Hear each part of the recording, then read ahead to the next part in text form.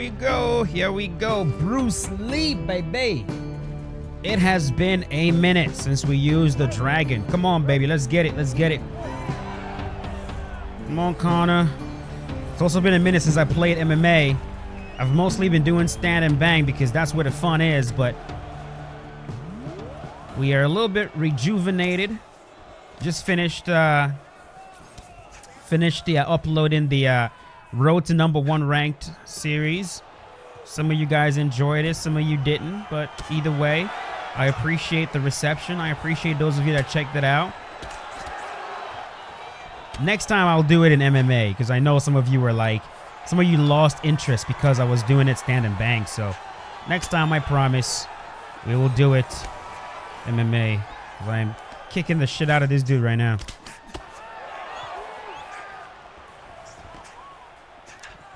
Ooh!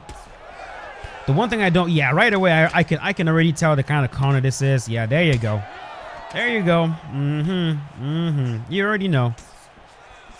You already know. Hook, slip, jab, slip, cross, slip, everything slip. Basically, any whiff results in a slip. See that? Every whiff. These guys program themselves to immediately slip after, whether it's a whiff strike, some block strikes. I'm tagging him right here. The only good news is like a lot of these guys haven't quite realized that like to make this style they're trying to play really work, they got to glue themselves to the opponent. That's really the biggest, that's the biggest recipe that a lot of them forget. And thank God for that, because these guys can be absolute giant pain in the asses when they actually glue themselves to you doing this shit. Because then they absolutely force you to exchange boxing. And that's the last thing I want to do when I'm facing players that fight this way. When I'm facing players that play this way, what I want to do is I just want to pot shot them. I want to just tap them. And I get rocked. I want to just tap to the body, tap to the head. Just pot shot until however long the fight takes. There we go. Work the legs, work the body.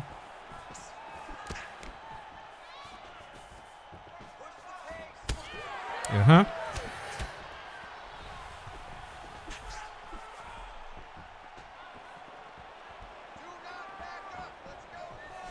There we go. When they start backing up this way, of course, the leg kick's a very good weapon to use. I talk a lot about how I always suggest that everybody, you know, the leg kick should be a huge part of your game. And my justification for that is not only is it just logically, does it logically make sense, but look, what are you taunting for? Don't worry, don't worry. I'm not going to taunt you right now. I'll taunt you when I actually have you on death's door, when you're about to die. That's when I'll taunt you. That's when it'll really sting. But if you look at the best strikers in the world, right? They are all leg kick heavy. Every single last one of them. Like, name one. You know what I mean? Name one. Whether it's in Muay Thai, kickboxing, whatever. Even in MMA, right? Look at guys like, you know, fighters with really good striking. Just name one. Israel, Alex Pereira, Anderson Silva in his prime, Jose Aldo, you know, even the ones with like really good boxing, like Dustin Poirier. Okay, here we go. Dustin Poirier, Petr Yan,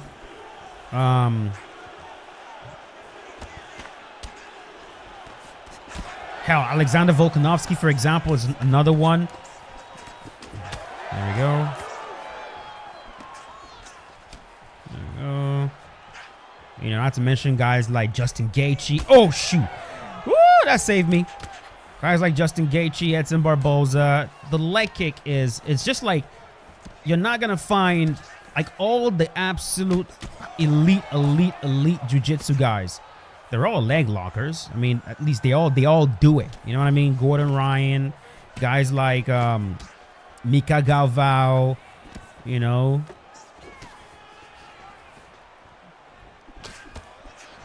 You know, they all know how to do it. They all know how to attack the legs. the Rotolo brothers, for example.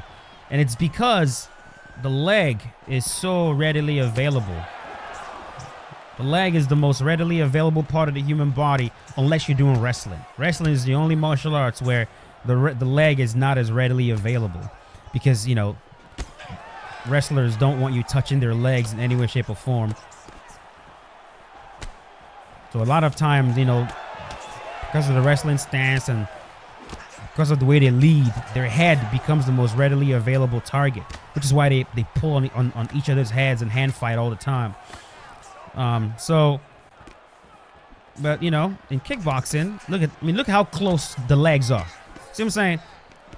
Look how close the legs are. In striking, boom. Nope. We dump him. He denied it. You can just tap your opponent's legs, just like that. It's literally right there, right in front of you. And in jiu-jitsu, the moment the fight hits the mat, the leg is the easiest thing for you to touch, for you to grab, for you to, you know, so. Oh, you made a mistake, buddy. Made a mistake with that one. So, my philosophy with striking in this game is that you definitely start things off with leg kicks, build upon it. There we go. You see, as you start kicking their legs and you get their leg damaged, now you're forcing him to start switching stances, where a lot of times he might not even be comfortable switching to the other stance. And then now you have him thinking about something else besides just punching him in the face. You have him thinking about the potential of getting head kicked and all that stuff. And every time they see a kick, sometimes they'll start blocking low, which then opens up the head. So you see the same thing with Alex Pereira, man. He starts off with the leg kicks, get the legs nice and tender. Then he starts going to the head with the shots. Israel does the same thing. So just general strategy. Definitely add leg kicks to your game. I know it's the mistake a lot of players make, in my opinion, is y'all try to get a leg kick TKO in every fight. And then you get mad and talk about how you can never get leg kick TKOs. It's like, that really should not be the goal unless you're just making it like a challenge thing to get a leg kick TKO. Got him. That's like saying, I've jabbed my opponent so many times I can never. Oh shit. Hold on. I survived right here. But yeah, that's like saying I've jabbed my opponent so many times, like I can never get a KO with a jab. You know what I mean? That's not really what the jab is there for. The jab is there to open up other things. Use a leg kick the same way. Don't focus so much on like, oh my God, I've damaged his leg. Why is he not dead yet? Just use it to create openings. There we go. Bruce the Dragon, man. Woo! Man, I used to be, I don't want to say a fanatical fan of Bruce Lee, but like I was very close. There was a time in my life that I actually thought this man was like the best fighter in history. Oh my God. Silly stuff, man. There was a time I genuinely thought there is not a single human being alive that would have defeated Bruce Lee in a fight to the death. Heavyweights, like it didn't matter. I thought that no matter who it was, Bruce Lee would beat him. Of course, that is a very silly thought. That's a very silly thought. Got him. Woo! But there are people. Yeah, this is where I'm gonna start taunting you, buddy. There are people, even today, that genuinely believe that. You ask them who's the greatest fighter ever, they'll tell you Bruce the Dragon Lee. Yeah, come on. I told you I'd start taunting you here. This is where I'm gonna start taunting you right here. This is where it stings because you can't do nothing about it. You're too hurt. You're too hurt. You're way too hurt.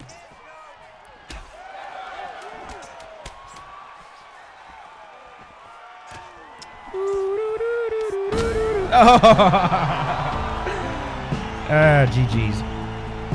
GG's. Ah, man. I'm pretty sure the Bruce Lee cult will probably find this one and tell me how dumb I am that Bruce Lee is the greatest fighter in history. Bruce Lee was an incredible martial artist and a really, really good philosopher, especially when it comes to martial arts. A lot of his quotes, a lot of his philosophies of martial arts are timeless and they're brilliant. Some of the best you're ever going to come across. But when it comes to effectiveness of fighting, we don't have enough evidence to demonstrate that there is not a single human being that would have been able to beat Bruce Lee. That is just cult shit. You know what I mean? It's just grow up, honestly. Like, it's just, it's such an absurd claim to make. Let's do one more. Here we go, man. This is the Bruce Lee, the starting scene of Enter the Dragon. You guys remember Enter the Dragon? I must have watched that movie so many fucking. By the way, let me give you guys a really short story. Not really a story, but just tell you guys my experience. Growing up in Nigeria, bro, I grew up in a house full of women. Literally, house full of women. My mom's sisters were there, like 3 of them. And then my aunt, who, you know, she's one of my aunts. She's dead right now. God bless her soul. Definitely I'd say my favorite aunt. Like, she took such good care of me. She died like 3 years ago during childbirth. Miss her. But anyways, she was a what do you call it? Someone that makes clothes, dresses, shirts, pants, stuff like that. And she was one of the absolute best I've ever seen. Like, you know, people will come from like literally out of the country just to get their dresses, their African style dresses made by her. And so, and at the time, back up. Jeez Louise, who's this? Give me space. Back up. I'm trying to stunt on you and tell a story right here, and you're distracting me, boy. Oh my God. Again. He caught it a second time, motherfucker. Oh my God. That was risky. But, so at the time, she was working, for some reason, she was working out of our apartment at the time. My dad gave her his room, and that was her office pretty much. And I remember people just coming in and out of the apartment all day long. Women just in and out of the apartment, in and out of the apartment. My dad would be in the living room on his computer trying to work, and boom, the door would open somebody, and it's her clients. It's her clients over and over and over again. Pretty much to say, like, the amount of women I was surrounded by growing up is just astronomical, bro. And it's pretty much the same thing right now. I'm always outnumbered. I have a wife and 2 daughters, so I'm always outnumbered. But you know, it's fine. It's great.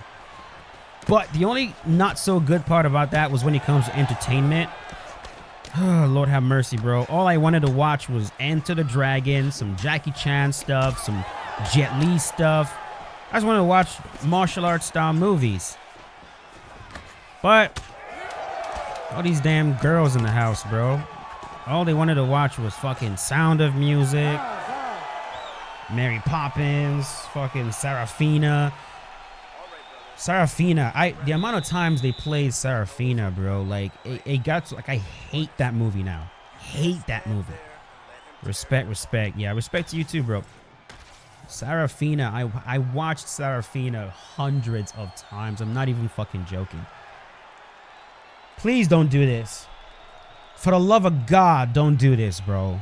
See, that respect was a little bit suspicious. Did you just do the glitch on me, man? Come on, bro. Don't tell me you did that. Okay. Oh, my God. My heart started pounding, bro.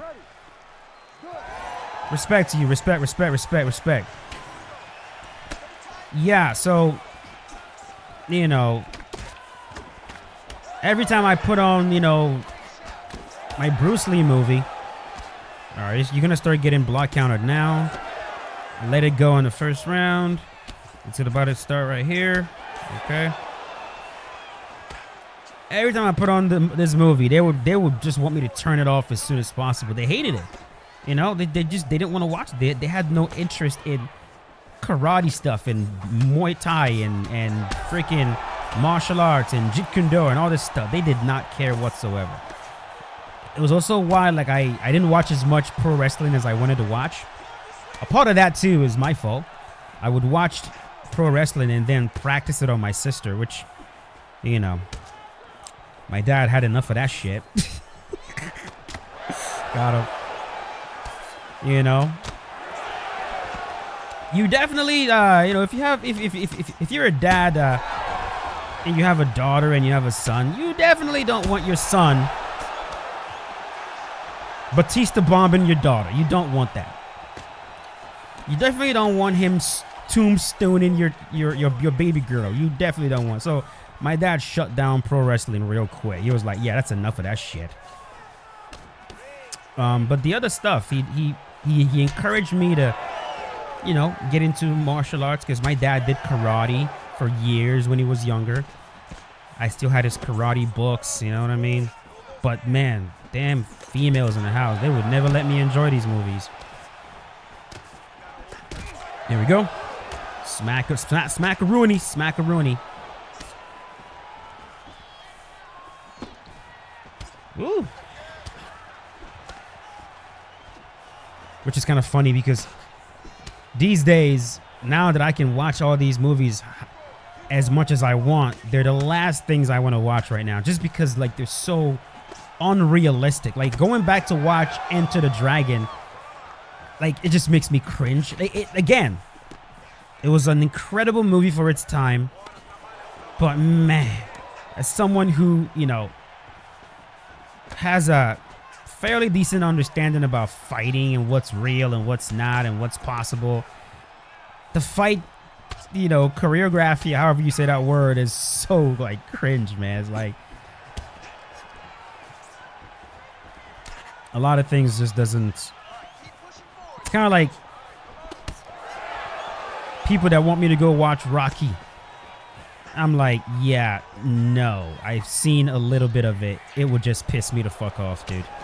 Like, martial arts definitely ruined movies for me, 100%. You know, like these movies where, like, 120-pound woman is, like, flipping 200-pound dudes, flipping, like, or punch him. Like, one of the ones that pisses me the fuck off so fucking hard is, like, when, like, the guys are wearing, like, helmets or whatever, right? They're wearing helmets, and they're about to storm the place. And this 120, clearly, at most, she's 120-pound assassin or whatever, female, whatever, punches him one time in the face with the guys wearing helmets and knocks him out. I'm like, fuck out of here, bro. Like, kindly fuck right off. Like, really? Or she would, like, throw them and knock them out. I'm like, watching this scene. Did he get thrown on his head? No. Oh, he just got thrown on his, like, shoulder and he's out cold. I'm like, bro, just stop, dude. You know, or like, I saw a bit of Roadhouse. Ow! Shit, I saw it. Conor McGregor and Jake. And this, it's, I'm like, I can't, bro. I can't. There we go. I want to be able to suspend, you know, was it belief? And I just, you know what I mean? I want to believe what I'm watching. And there are some fight scenes where I'm like, holy shit, this is incredible. Like one of the James Bond movies I watched a while back, the one with Daniel Craig. Was it Casino Royale? I think it was. There were like pretty much all the hand-to-hand fight scenes in that movie were incredible. Highly realistic, brutal, fast, like ended really, really quick. Like short, really short. Like 30 seconds, the fight is over. I'm like, there we go. You know, but I think the only movie that I can watch where like the fight scene is kind of cheesy, but I love it, is The Matrix. Like the Matrix fight scenes are so cheesy. They're so like, boop, boop. You know, I blocked this, you blocked that, I blocked this, and block and this. I'm like, Jesus Christ, bro.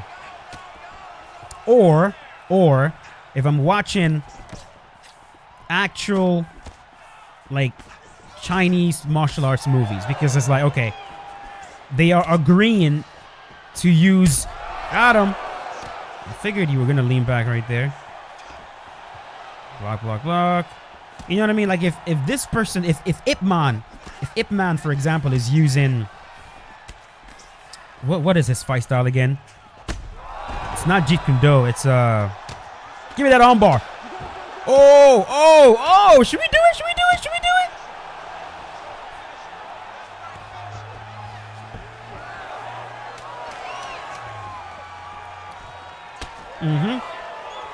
Maybe I should actually, because he finished that fight with a. Should we try to end this with an armbar? Should we try? Maybe we should. Yeah. What is Ip Man's fight style again? It's not Jeet Kune Do is the one that Bruce Lee came up with. It was. Oh, I'm drawing a blank. But yeah. You know, if this person says, okay, I'm going to use Tai Chi, for example, or if like both of them are using Tai Chi, then I understand why people are not getting leg kicked and getting tackled. And you know what I mean? It's kind of like two people, they're like, okay, we're going to fight, but we're only going to use boxing. I can't go, or like a boxing movie, you know what I mean? Where it's like, all we're doing is boxing. I can't go, well, that's unrealistic. Why is he not kicking his legs? So movies like that, I can enjoy them because I'm like, oh, this is Tai Chi. This is.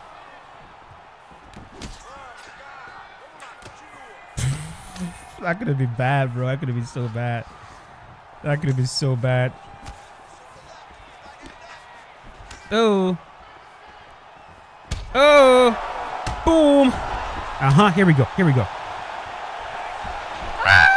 Give it to me. Nah. I'm getting at least one armbar off. Homeboy.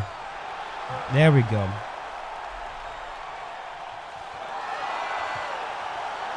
Let me see. What are these old Chinese style martial arts? There's Tai Chi. There's Kung Fu. There's Jeet Kune Do. There is.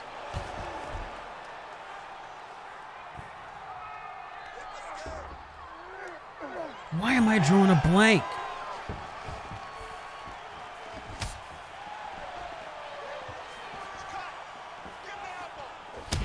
Got him.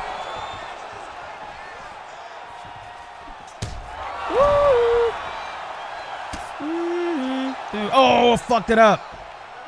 No, I wanted the armbar.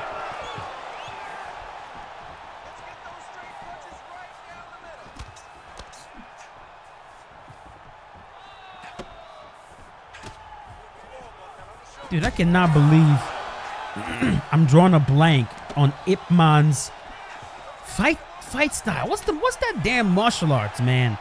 Why am I drawing a blank on this? This is crazy. It's over, boy. It's over, man. Game over, man. Game over.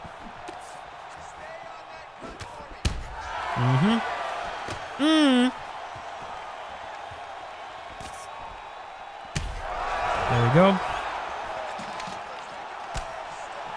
Knee. Should we do it? Yeah, let's finish him. There we go. Good job, sir. Very good job. What is Ip Man's martial arts? Ip Man was a renowned master of Wing Chun Wing Chun. It's Wing Chun. I'm like, what the? Why am I forgetting this shit? Wing Chun. What am I gonna do without ChatGPT, bro? When I forget shit like this. Wing Chun. Yeah. You know, if two guys are using Wing Chun, you know what I mean?